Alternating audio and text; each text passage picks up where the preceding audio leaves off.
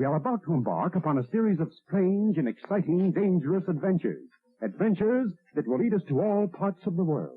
Hello and welcome to another Bad Comic Review. This time we're looking at Moon Knight Issue 1. This is the 2021 series from Marvel Comics, written by MacKay, art by Alessandro Cappuccio, color art by Rachelle Rosenberg, letters by VC's Cory, Petit, cover art by Steve McNiven and Frank Diamarta, assistant editor Martin Biro, associate editor Alana Smith, Tom Brevoort, editor. We start off with Moon Knight fighting some vampires, because that's a thing that goes on in every Marvel book now for some reason. There's some big vampire thing going on. So he dispatches some vampires but lets a few others live because they were forced to become vampires. And then we just jump suddenly over to his psychotherapy appointments, and he's going by Mr. Knight most of the time, which is dumb. And he's real frustrated because apparently Khonshu tried to take over the world. That's stupid. And he wants to still be the Fist of Khonshu. So yeah, whatever. And then he's fighting some clones of vermin. We're not explained to how vermin cloned himself or why these vermin are attacking random people. So we get some more senseless fighting before we jump back over to another therapy appointment, and we meet Reese, who's a sassy black woman that doesn't take any of his nonsense even though she's a secretary, so that's dumb. And then he meets this guy, Dr. Batter, who is a follower of Khonshu, and yeah, it's boring. He helps him arrest some guy, but it's the most masculine a black guy's been in a Marvel book in probably a decade. And then talk to some therapists some more. Then we see him wielding a chainsaw to fight some zombies. Yay, so original. Oh, and then he fights some, I don't know what that is. It's so poorly drawn. Looks like a werewolf maybe. And then he arm wrestles Frankenstein's monster. Oh, so funny, tee-hee. The basic premise is okay, but all these talky parts are so boring and long. There's so much babbling nonsense words in here that just do not need to be here. The entire sequence with his shrink could have been knocked down to 2 pages and way less dialogue. Succinctness is missing from this story, and most of this issue goes nowhere. It just shows him doing random things, and okay, we get it, he's super violent. Oh, he's so awesome. Yeah, but it's boring. It's boring action, which is really hard to accomplish. You almost have to try for that. His assistant is in here way too much. She's very annoying. There's a couple of cool panels where you see the statue and stuff like that. That's kind of cool. But every time it has the chance to be really good, it misses. And it comes off as somebody trying to sound intellectual, but they can't resist throwing in some tee-hee, I'm so funny humor when you're not funny. If it had just stuck to an action book without trying to be witty and self-impressed, it could have been good. Instead, it's just kind of lazy feeling. The end reveal's kind of dumb too. We get to see a new bad guy. It's okay. Could have been more interesting if that had been brought up earlier instead of dragging it out so much. This is only a 30-page comic for $50. We used to get these for $2 because comic books used to be 32 pages and they slowly got shorter over the years. So it's $5 of a lot of babbling. There's a lot of talking in here that does not need to be in here. And it's mostly just pointless blather. So instead of being a fun action book like it really could have been, there's some elements in here that could have been really cool. Like, okay, he's fighting vampires or something. Maybe he was uncovering a secret coven of vampires. No, it just tries to be self-impressed and witty and falls flat on its face. The cover is fantastic. It's an awesome cover. There's a handful of really good panels in the book. The shading is fantastic. The colorist did an amazing job. But overall, the art's pretty tepid and people's faces look really sketchy, and not in a good way, not in a well-shaded way, but in that like kind of lazy, didn't clean up the image look. So the art is a pretty big mixed bag. There were a couple monsters I had no idea what they were. I couldn't tell vermin was a vermin until they said it. I was thinking it was some sort of mutated chipmunk with no tail, but it turned out to be vermin. I was like, okay, I could kind of see rat in this, but it didn't really work out. So I thought the story was massively lazy and boring and was just the writer trying to impress his friends with how witty and